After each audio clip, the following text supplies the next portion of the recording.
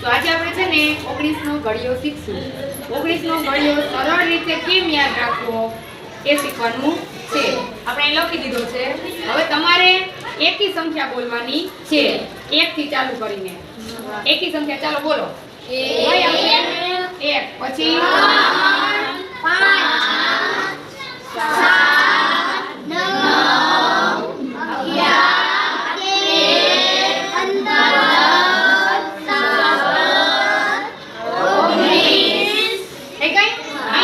5 એકી સંખ્યા લેવાની છે.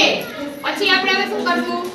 1 થી ચાલુ કરીને જાશું. 0 થી ચાલુ કરવાના છે અહીંયા સુધીના. ચાલો બોલો.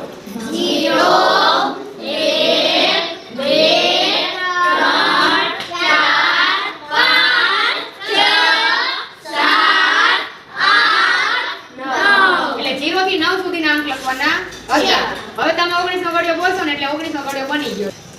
19 એકુ 19 19 દુ 38 19 તેરી 57 19 ચોક 76 19 પંચા 95 19 છક 190 19 સત્તા 133 19 અઠા 152 19 નવા 171 19 દાન 190 થઈ ગયું યાદ?